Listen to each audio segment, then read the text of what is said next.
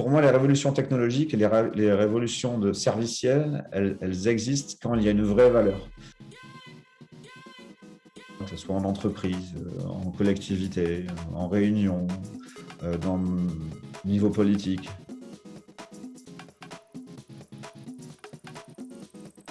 Un outil qui soit accessible universellement à chacun d'entre nous.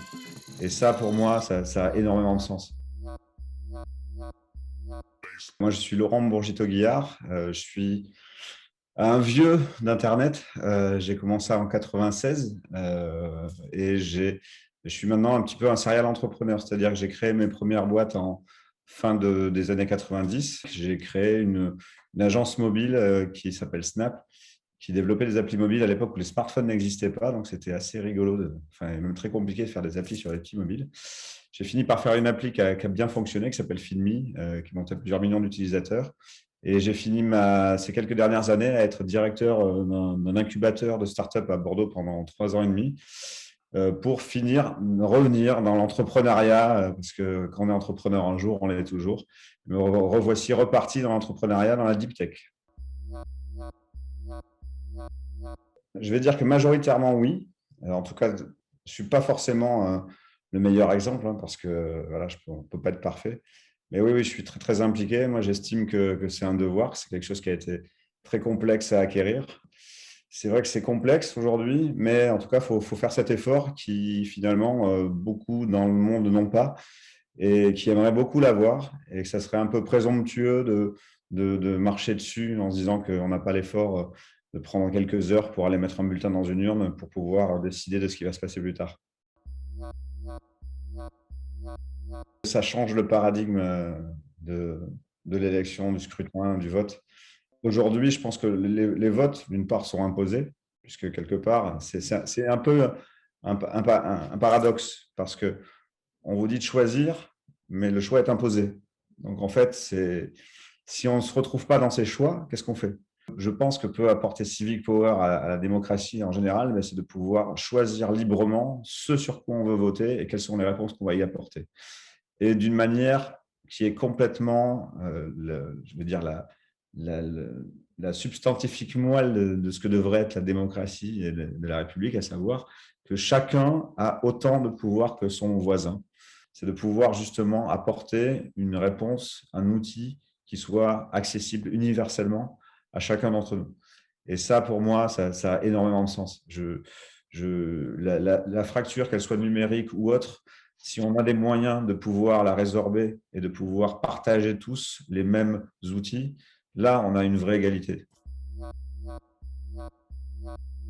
Je me dis qu'aujourd'hui, 18 ans en 2022, l'accélération technologique et l'accès à l'information et toute l'information, je ne vais pas dire avec un I majuscule, je vais dire avec un I tout petit minuscule, parce que pour moi, c'est plutôt de la désinformation, fait qu'on ne responsabilise pas la plupart des gens.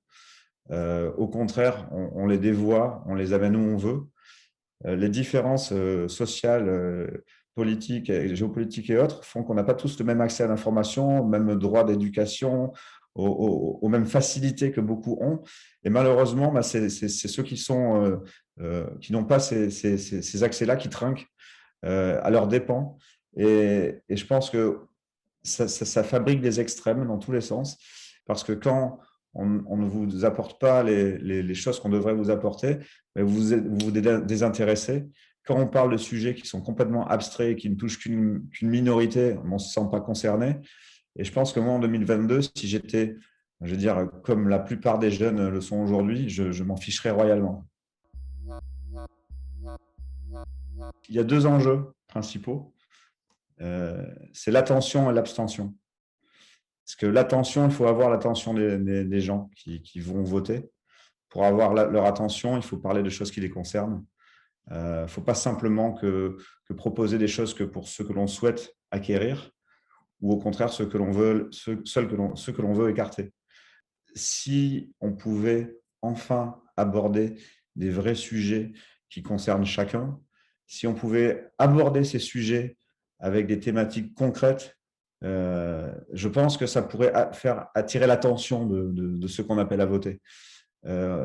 le jeune de 2022 qui a 18 ans, si on ne lui parle pas de ce qu'il vit aujourd'hui, de ce qu'il vivra demain et d'éléments concrets de sa vie, mais qu'est-ce qu'il va aller faire pour aller voter pour des choses dont il a quelque part soit pas envie, soit ça ne le concerne pas. Et l'abstention, par définition, quand on a l'attention, c'est qu'on est concerné, et être concerné va faire agir. C'est pas l'application ou le service qui va choisir l'utilisateur, c'est l'utilisateur qui va choisir le service. À partir du moment où on arrive à prouver l'utilité d'un logiciel, d'une application, d'un objet connecté, peu importe, à ce moment-là, ça y est, c'est fait. Pour moi, les révolutions technologiques et les révolutions de servicielles, elles existent quand il y a une vraie valeur et quand il y a un vrai bénéfice direct pour son utilisateur. Aujourd'hui, on paye tous nos impôts par Internet. Le fait que quand le cerveau humain comprend qu'un outil est utile, il va l'apprivoiser et va l'utiliser. J'aimerais que cet outil, que le citoyen s'en empare, l'utilise beaucoup dans quelques lieux que ce soit en entreprise, en collectivité, en réunion, dans le niveau politique, que ça fasse réfléchir en plus haute sphère, de se dire que finalement, il faut changer le paradigme de la relation entre ceux qui gouvernent et le citoyen, et qu'on n'a pas besoin d'aller dans la rue pour tout casser, pour se faire entendre, qu'il y a peut-être des outils plus humains et plus égalitaires pour pouvoir faire entendre sa voix.